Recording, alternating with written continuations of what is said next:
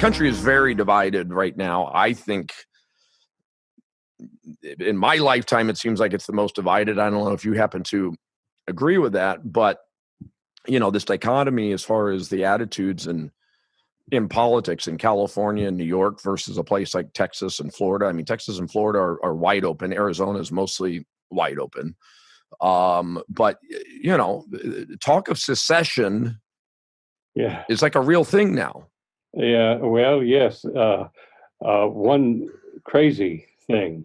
It will never happen. It's thrown out there. I think like you throw red meat out and look for people with a taste for that.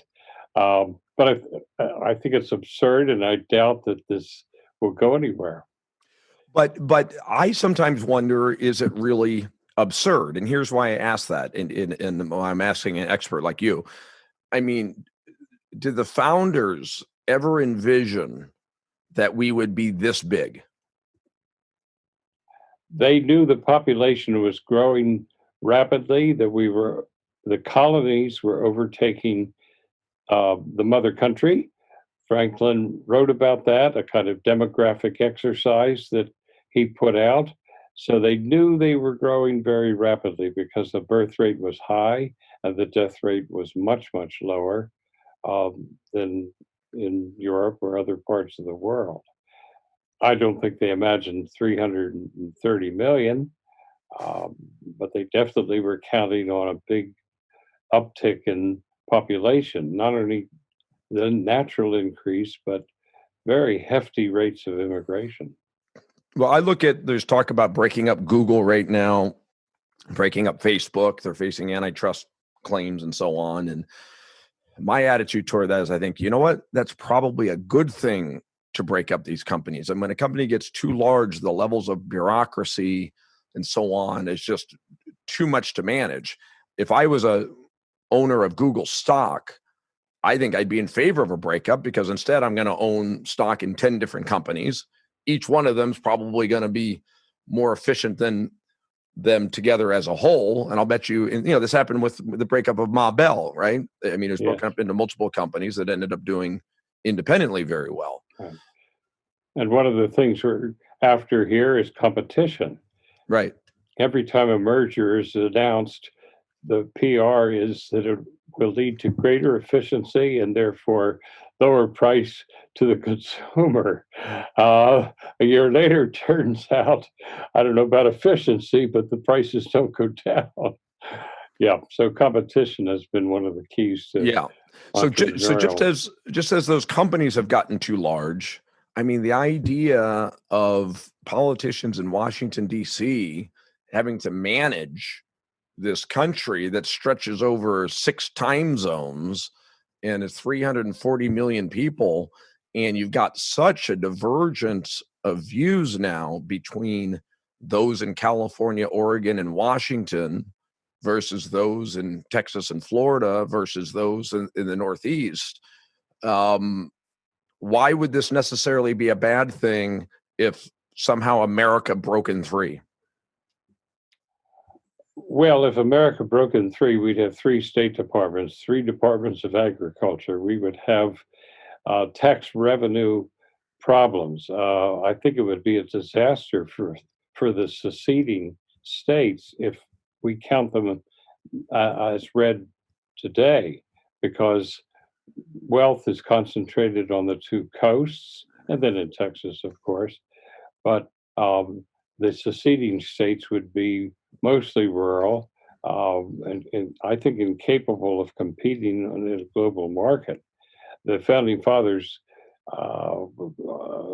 did not anticipate the Civil War, but they did think that government should be close to the people.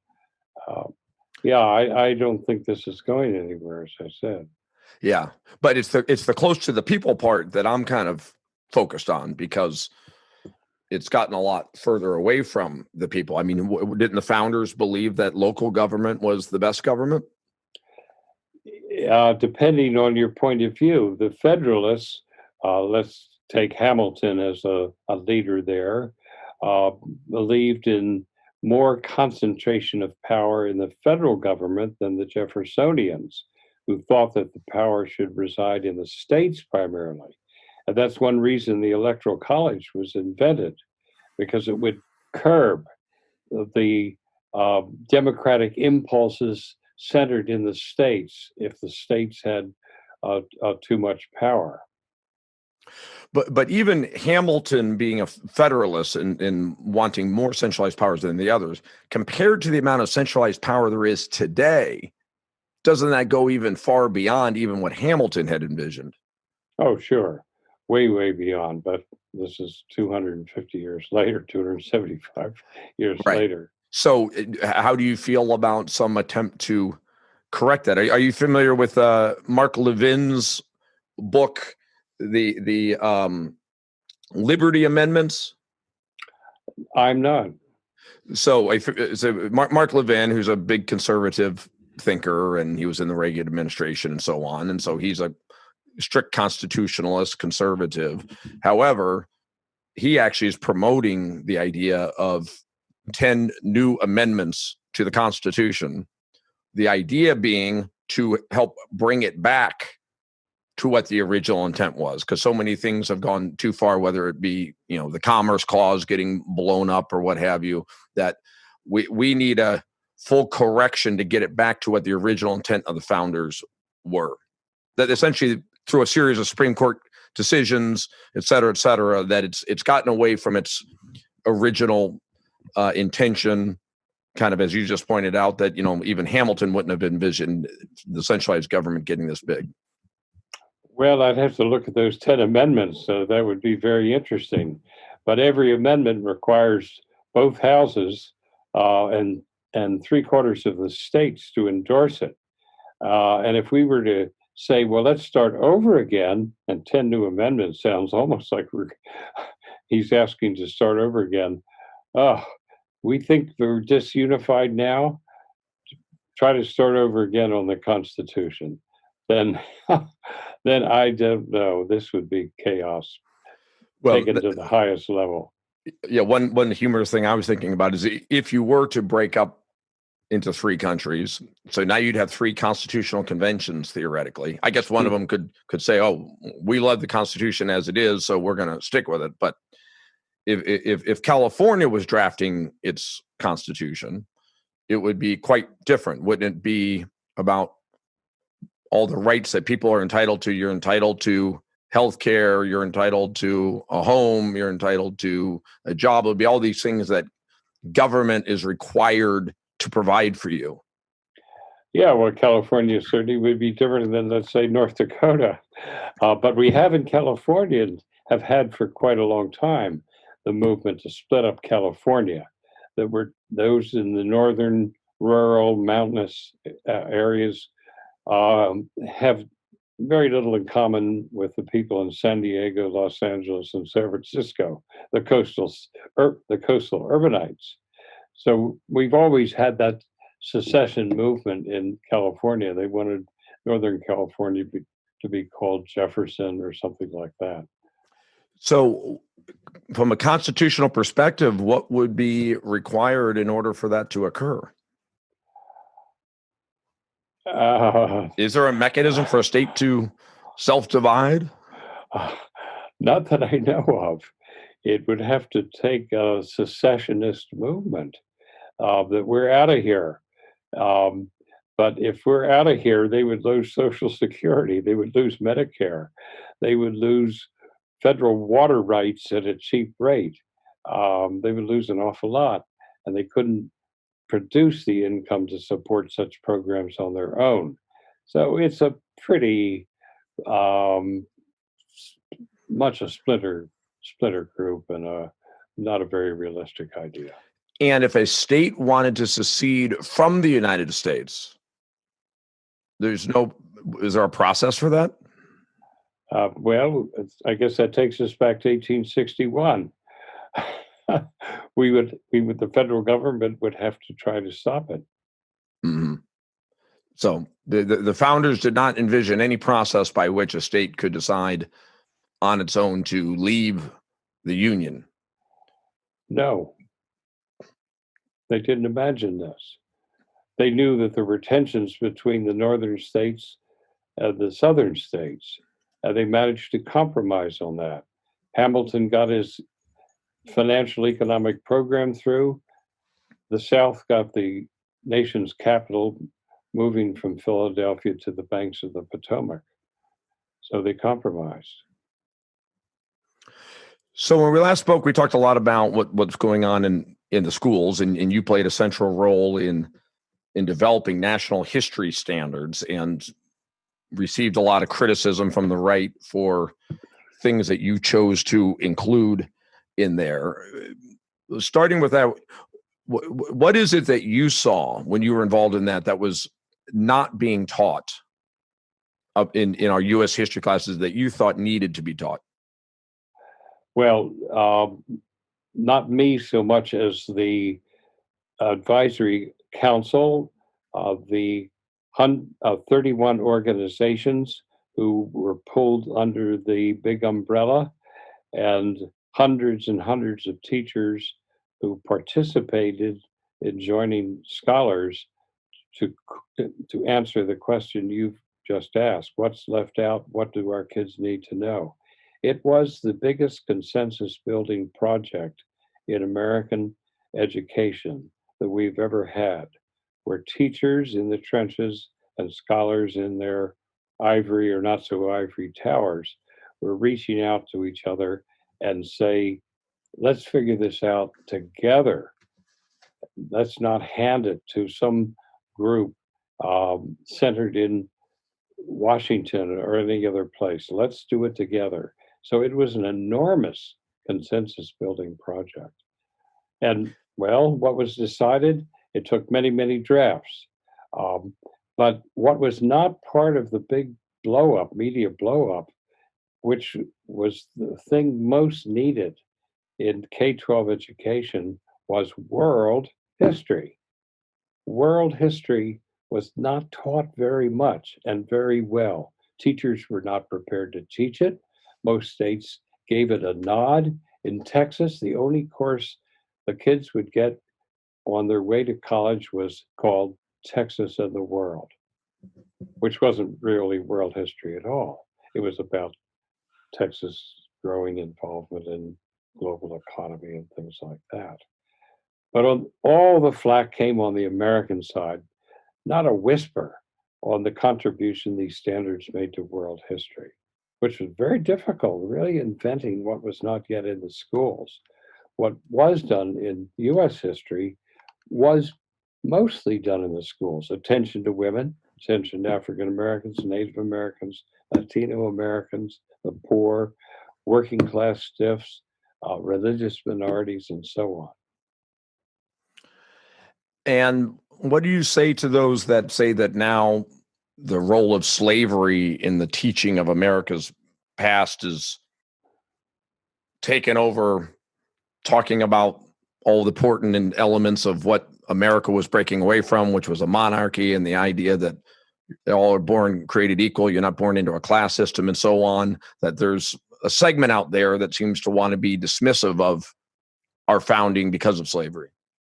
I think it's a very small group. I don't think that slavery has overtaken the U.S. curriculum in any but possibly a couple of outlier school districts. It's been 20 years since the Afrocentric idea took hold in some quarters. And that was the idea that we start with Africans in America and lead out from there. The use of Ebonics, do you remember Ebonics? The use of what would pass as kind of street language in African American communities. And Ebonics was being taught as a language in the Oakland schools, for example, for just a couple of years. And the Afrocentric approach to American history faded pretty quickly from the screen. So I think it's wrong to say that slavery has overtaken the teaching of U.S. history. It's an essential part of U.S. history. Without slavery, we don't have American history. But what about the 1619 project? Isn't that something that you would say is kind of trying to revert back to that and making that the center again? Well, the 1619 project of the New York Times is one piece of curriculum among thousands of pieces of curriculum out there. The Irish potato famine also gets its play in some states as a mandatory requirement as part of the US curriculum. It may be one day. The 1619 project, yes, does want to focus attention on slavery and its aftermath in America. But that's not to take over US history. It's to call for a larger role of the study of slavery in African Americans and the struggle for freedom over 4 centuries. So help people understand how to digest the fact that Thomas Jefferson, who wrote that all men are created equal, right? They're all born equal. You're not born into a particular family of privilege or what have you. God created all of us equal, yet he owned slaves. Yes, the founding fathers called it natural rights, inalienable rights. Those that you didn't earn, those that weren't gifted to you, those rights that you were born with. Yes, and about 20% of the population when the Declaration was written, were African Americans. And of that 20%, it was very, very low percentage who were free. Almost all of them were enslaved. So how did the founding fathers reconcile that? Well, the language suggests that uh, what they believed in theory was not carried out in practice. And some argued, and still argue today, that they didn't consider African Americans to be part of the deal. They were talking about white Americans. But that's not entirely true, because there were certainly those at the time, white founding father types, who were busy freeing their slaves because they knew it ran against natural rights, inalienable rights. Hamilton himself was one of those. So when Jefferson writes, all men are created equal, what's going through his head at the time that he writes that, when he knows that, I mean, they weren't writing the Constitution at the time, but he knows that the direction is that everyone is supposed to be created by God equally. Well, it's one of those contradictions that they felt they couldn't solve at the time. Washington left in his will freedom for all the slaves he had when he died or when Martha agreed to it. So he came aboard the abolitionist bandwagon. And there were abolitionists in the Revolutionary period. Their voice wasn't very loud, but it continued to grow all the way up to the Civil War. And some heeded it. Washington was the founding father who heeded it the most. Benjamin Franklin also. He did own slaves, but he never died with slaves on his hands. They either ran away or they were freed. So the idea was certainly in the air that natural rights did include African Americans. But when and how are we going to give freedom to what was about 500,000 slaves out of 2.5 million in, say, 1776? When and how? And it would have been near impossible to put together this union of these 13 colonies under this new constitution if it included freeing all the slaves. There were plans to do that. Pennsylvania did it as a state in 1780. It was the first of the 13 colonies, now states, that created an Emancipation Act, but it was called gradual abolition. It didn't free all the slaves in Pennsylvania at once. He said those born into slavery of a slave woman after January 1st, 1780, would be free. And they would be free after serving a certain number of years as an indentured servant was. That was the first time any place in the Western world that a political body actually took the dive and passed a Gradual Abolition Act. The northern states followed in line up through 1804, when New York was the latest of the states to do that. Did it spread to the South? No, but it did spread to individual slave owners, freeing, for example, some 10,000 enslaved men and women in Virginia by 1800. So, but it was certainly the center of much debate because you have the infamous compromise of counting African Americans, or Africans at the time, I guess, as 3/5. And kind of the irony of that a lot of people don't focus on so much, it was the South that wanted them to be counted fully. Yes. It was the North that didn't want them counted as fully because it would have given way too much representation Yes. to the South. Yes, exactly. And is that also because the North essentially opposed slavery? So they felt if we give too much power to the South, it'll be very difficult to ever abolish it? Well, they did talk about this, what they call the slave power, the power of the South based on slavery and the greater representation it gave in Congress. So word was around. Actually, the two published plans for gradual abolition of slavery were both written by Virginians and friends of Jefferson. And this is in the 1790s.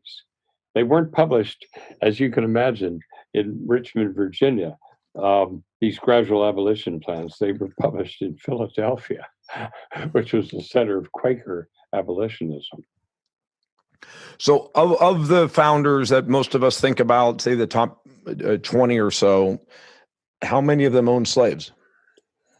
Well, the first four presidents, no, Adams was the exception. Other than Adams, four out of the first five presidents were slave owners. So slavery is rooted in the South for sure. But the argument of slave owners was, let us alone and it will die out gradually, because more people die than are born of slavery. Well, that was certainly true all over the Caribbean. Take Jamaica, British colony, for example, 2 deaths for every live birth. You couldn't keep a slave economy going without importing slaves. The South said, we agreed to stop the slave trade in 20 years, 1808, right? And there, the numbers will go down because there will be more deaths than births. And then came along the first federal census of 1790, and they looked at the numbers and they said, oh my God, we got it wrong. There are more births than deaths. Slavery is growing. 500,000 roughly, 1776, 800,000 in 1800. It's growing leap by leaps and bounds. Oh, now we have a different problem on our hands. And where else had slavery at the time? Many of the Caribbean islands, right? There was every slave train. All of them. All of them. And how about Europe? Well, England, which was leading the slave trade with its merchant ships, their slave ships, did in effect abolish slavery in 1772. Not in their colonies, not in Jamaica and Bermuda and Antigua and Barbados, but the High Court said, if you plant your foot on English soil, you cannot be a slave. But it took until 1833 for England to abolish slavery in its colonies. Well, it took us till 1865. But yes, slavery was rooted all over, not just the Caribbean, but all over South America. There's no such thing as a colony without slaves. And the largest of all was Portuguese Brazil. There's a very controversial statement. I think it's already been totally discredited, but I'll let you address it, that came from the 1619 Project. And I think they've since retracted it, but it says, one of the primary reasons the colonists decided to declare their independence from Britain was because they wanted to protect the institution of slavery. Well, that is, let's say, a misrepresentation, or we could go farther and say that's not true. What is true is that when the Revolutionary War moved from north to south in late 1779, 1780. And the rest of the American Revolution, the War for Independence, was fought in the South. And at that point, Georgia and South Carolina planters particularly preferred protecting slavery to winning the war. And so South Carolina, Georgia loyalists were um, um, uh, heavy in numbers and supporting the British. Yes, that much is true. I'm very sorry about this. I think I squelched it. Okay. So to a very, very limited extent, they could squeeze out of that statement a kernel of truth, but it doesn't work for 1776. And what do you think, if you're teaching a class, what is the greatness of America's founding? What's the most important thing for people to know and understand about it, and that made it so great?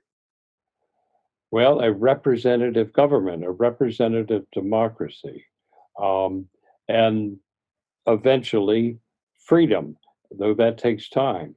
The one category of unfreedom that they were able to grapple with very quickly was indentured servitude, where you came over as an immigrant and you served 5 to 7 years in a kind of semi-slavery. But the great idea was a representative democracy, where we, the people, political authority is not vested in the king and is not invested in an aristocracy. The ultimate authority is invested in the people. You're not born into it. You're not subjects of anyone. All are equal. Yes, although there are limitations on it. In many states, you had to own property, a certain amount of property, to vote. But even without the vote, you were entitled to the privileges of citizenship in many ways. It would take a long time to gradually get rid of the property clauses that were observed in many states. And were there many, if any, examples of successful republics around the world at the time? There was nowhere in the world with a written constitution. England had its Magna Carta.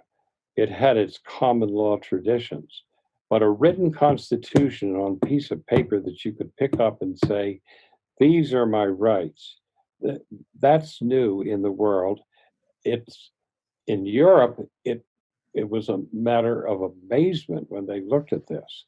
The idea that these basic, fundamental, core rights you could put down on paper and say, there it is. This is a promissory note. And not just that, wouldn't you say that the way they structured it with the 3 different branches, and even within Congress having 2 houses and so on, I mean, there's a lot of brilliance in that, correct?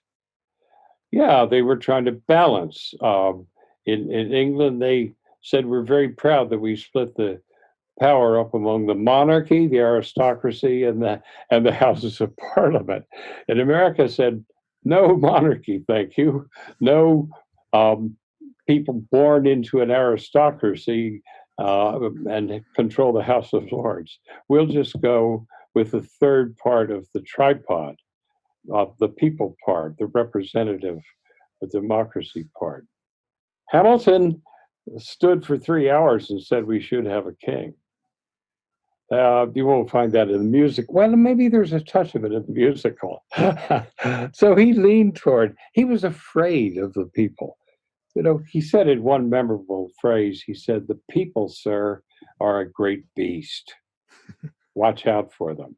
Give them all the power and they'll be at your throats. Isn't that a really important background understanding, as there's people out there seeking some type of more utopian society where we all would love that to be the case, but the recognition that human nature is inherently selfish, that power is corrupting, and we need to really guard against people usurping power, because the founders recognized human nature.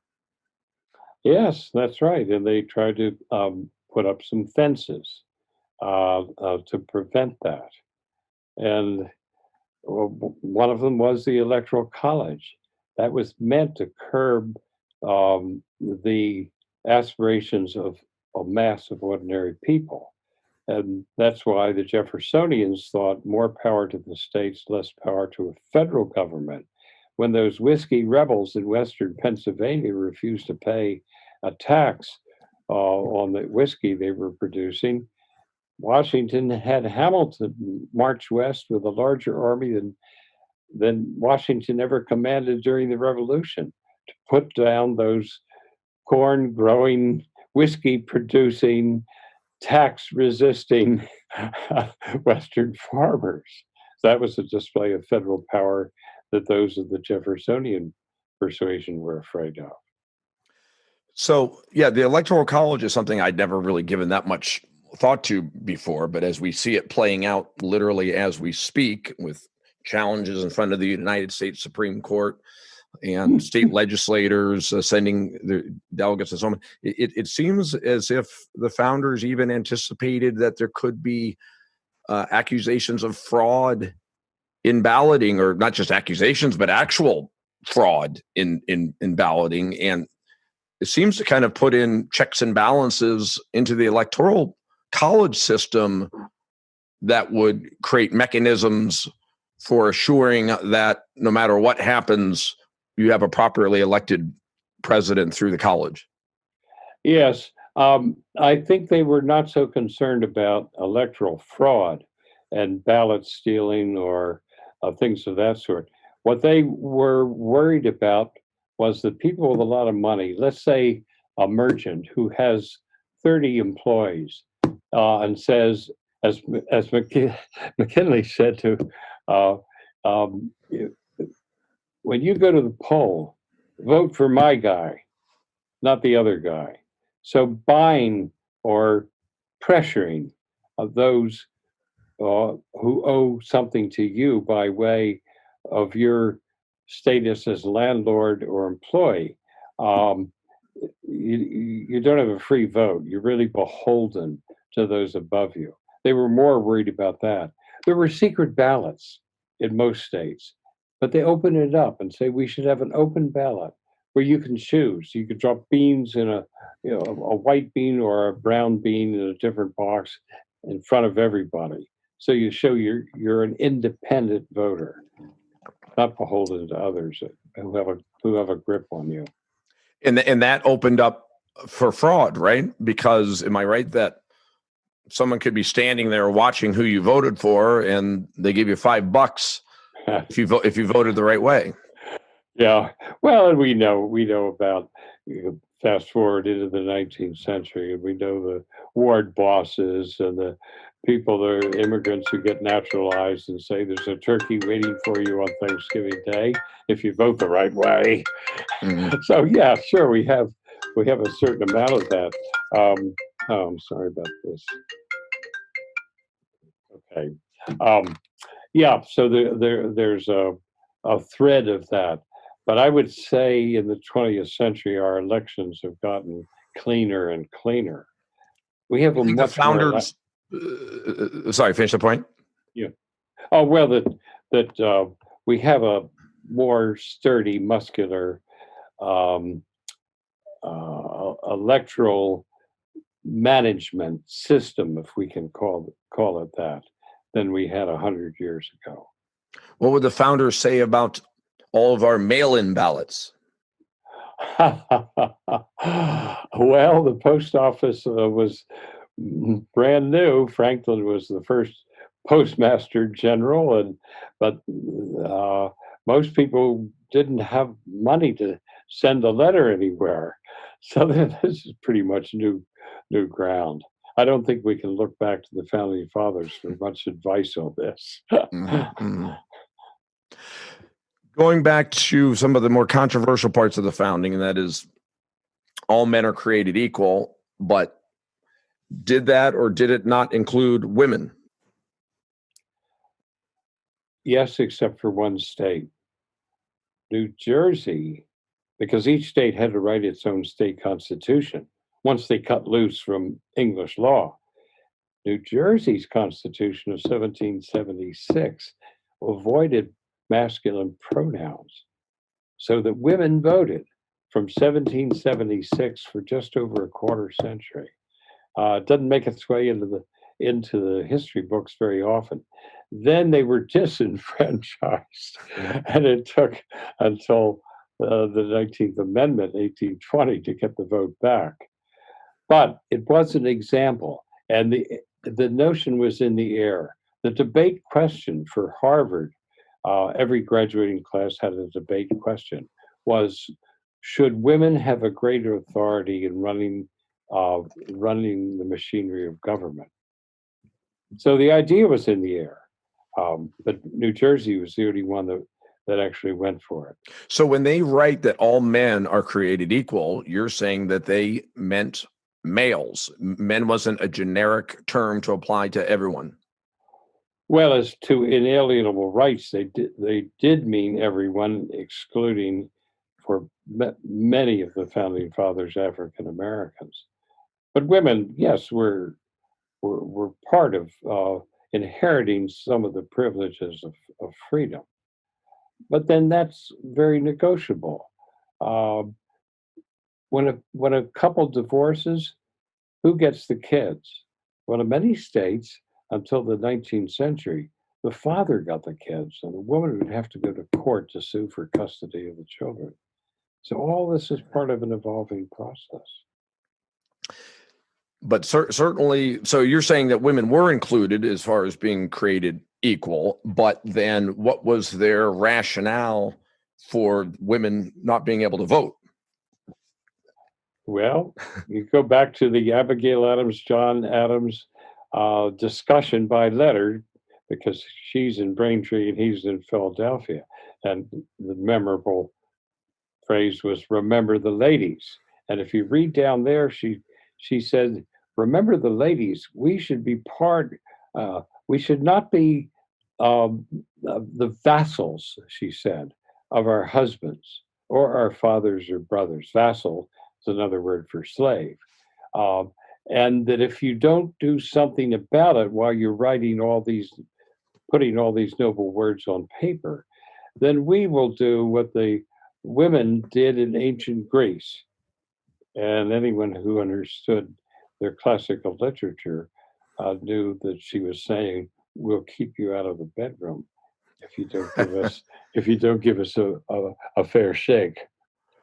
She didn't spell it out in terms of every detail, but she was very, very clear that men had too much power over women and they ought to let up. It was legal to beat a woman. Only criminality came at the point of death. What was that old expression about a man could beat a woman? I can't remember the expression, with anything that wasn't larger than a large finger. So anyway, the Abigail Adams, John Adams discussion by letter was just wonderful. And I have teachers use this in the schools to great effect. The little girls stand up and cheer. The guys say, "Mm." Well, I mean, look, times were very, very different then. We're talking about now almost 250 years ago. And I know in last time we spoke, you talked about the statues and not wanting to take the statues down. I mean, if you try to hold everyone up to the perfections of whatever our standards are today versus what they were 250 years ago, it's never going to compute. You're going to throw the baby out with the bathwater. You're going to throw them all out because they didn't believe in women being able to vote, for instance. Yeah, I think the statue removal business has gone much too far. It would be one thing to rename the Pettus Bridge in Alabama. He was a leader of the Ku Klux Klan. It's quite a different thing to say the statue outside Thomas Jefferson High School in San Francisco has got to go. Teachers had a wonderful opportunity there. That statue is a teaching moment. Take the class outside and let's talk Jefferson. Here's the man in bronze. Let's talk about him. What did he do? What that you admire? What did he do that you don't admire? You can't teach to a vacant space that was once occupied by something that gives you this. So contextualize, problematize, make this into a learning opportunity. What are we going to do with Washington and Lee College? What are we going to do with the Jefferson Hospital in Philadelphia, one of the great teaching hospitals? Well, and not just to have something to teach to, but I mean, is it okay for us to look up to George Washington and Thomas Jefferson, considering that they were slave owners? Can we still say that they're American heroes? Absolutely. Absolutely. But let's look at them not as uh, uh, faultless people. There's a wonderful biography about Washington and slavery called Imperfect God, Washington and Slavery in the Early Republic. So they still belong in the pantheon. But put some other people, small heroes in the pantheon, and let's not be afraid of looking at Washington or Jefferson, warts and all. Mm-hmm. Yeah, I like to draw a very current comparison to Barack Obama, who is held in very high esteem by many for many good reasons, but he opposed gay marriage. Today, among the left, you're a homophobe if you opposed gay marriage, but he was elected president opposed to gay marriage. So, you know, you're gonna toss out every one of our former presidents. You're gonna find something, some view that today would not hold muster. I agree with you. And I don't think teachers are too happy about this. Um, and where are you going to draw the line? Take the amount of energy that's going into removing statues and reposition that energy on solving some of the economic problems and social problems we have. This is misplaced energy of not all of it, because there are some cases of really egregious statues, and if you leave it up, you should at least put a plaque there saying, when was this statue erected? Who was behind it? Robert E. Lee, at the end of the Civil War, said, I don't want any statues erected to me. And they weren't. When were they elected? In a generation later, when the Ku Klux Klan was riding high. That's when the Lee statues went up. So I would not take the Lee statue down. I would put up a plaque contextualizing how it got there in the first place. Is there a better constitution in the world than America's? Well, most constitutions in the world are borrowed from ours. I mean, that was one of our greatest exports. And not that I know of, no. And Franklin, when he was asked at the Constitutional Convention whether he was for it, he says, yeah, I'm for it if you can protect it. It's not without flaws. But so it's okay for teachers to teach children in school to be proud of America's founding, to admire the founders, to recognize that what they drew was one of the greatest governing instruments in the history of man. Absolutely. And the hard right, really has very little confidence in young minds. They say, if you teach them all this stuff about slavery and McCarthyism, they're not going to even want to be an American anymore. They're not going to be a patriot. And when I was involved in debates over the national history standards, and that was thrown at me, I would say, well, I've been teaching at UCLA for a long time. And I talk a lot about the dispossession of Indian lands in the 17th and 18th century, or slavery, things like this. I never had a student, I taught thousands of them. I never had one who came to me and said, I'm giving up my citizenship. I want to live in Sri Lanka, or I want to live in Bosnia. I never had one like that. They say, why didn't I learn about this earlier. I could be a better citizen because I know some of the sad parts of our past and how we can create a more perfect union. Yeah, and in each one of those circumstances, we were able to move past them in part because of our constitutional framework, whether it required an amendment or what have you, and we've continued to essentially become better and better. I think so. I think the path forward has been rock strewn, and sometimes we stumble over it and even take a step backward. But the arc of history, uh, I think, is clear. I mean, some say we haven't made any progress. Yep, we're back where we were 100 years ago, 50 years ago, 25 years ago. I don't buy that. And last question, what is your thoughts about the fact that right now they're not putting history in the schools up there with reading, writing, and arithmetic? Is that a big mistake? I do think it's a big mistake. How do you read? You have to read something. Why not read history? You're gaining literacy skills at the same time you're learning about your past and America's place in the world and world history itself. So, I think it's a big mistake. So, fifth grade, which in most states is where U.S. history began, has been dropped from the curriculum. Why? To drive up the scores on reading and math, put all the focus there.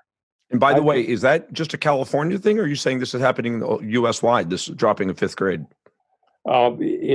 each state has its own framework, but in many states, yes, they taught U.S. history for the first time in fifth grade. Fourth grade, you did your state history. Fifth grade, you do U.S. history for the first time. A lot of states, or school districts, I should say, have dropped it. Well, They want more federal dollars, unfortunately, um, and those are based somewhat on raising the scores on these standardized tests in math and reading. yeah. Well, the other thing I'm hearing also is that some teachers are afraid to teach history because they're going to get blowback from one side or another. We're in such a heavy politicized environment that, as you know, people debate what the facts are and how those facts are presented, and teachers don't want to get lambasted from parents for teaching their children something that they don't agree with. Well, that blowback is very, very unfortunate. And I feel for these teachers. We were very protected in a way at the university. No parent ever called me up and said, I looked at your reading list, and I don't like it at all. I don't want my kids even taking your classes. We were we were let alone, you might say. The local people who were part of this toxic atmosphere, they knew where to go to stand outside someone's house and shout and yell, or at PTA conferences. It's really a very, very unfortunate because these teachers, are not well paid relatively to a lot of other people in America. And they're well-meaning. They love to be with kids. They love to teach, and high percentage of them do a good job. It's very unfortunate.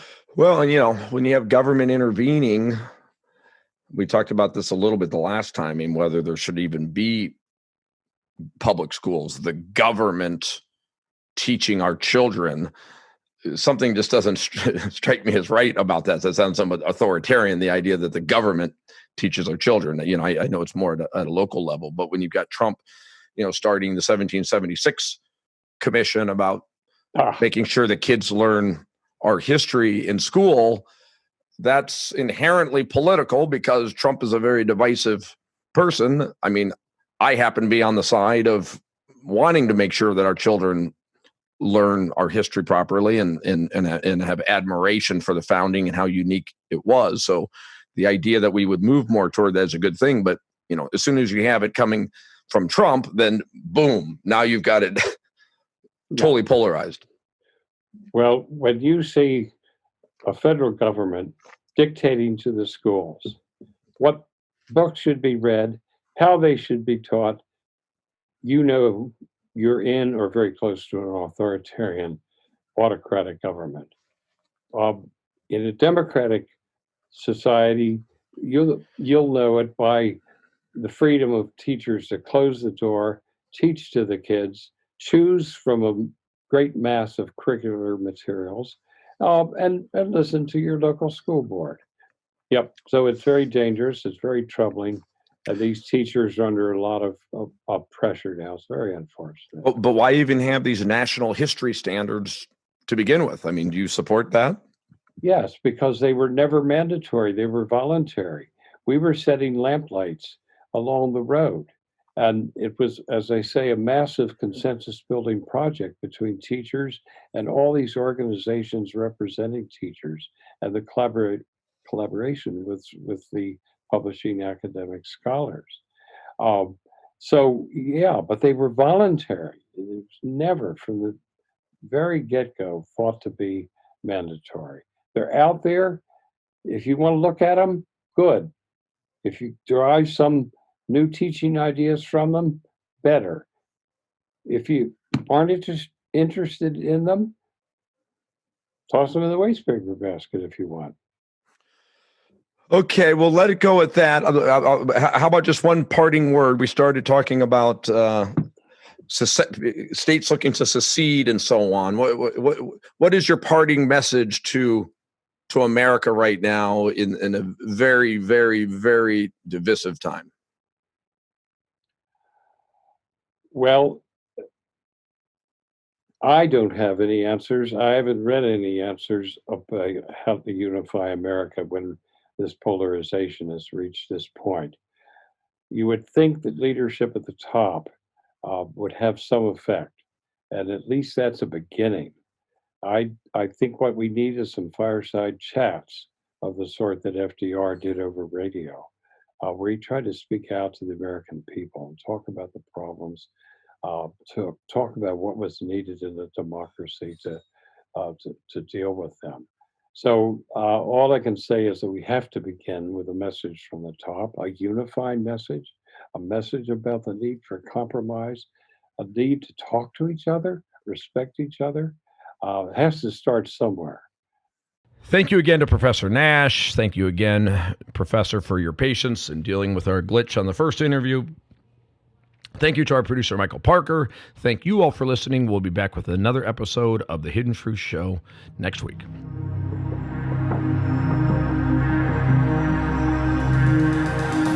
Thank you for listening to The Hidden Truth Show with Jim Breslow. You can find us at hiddentruthshow.com.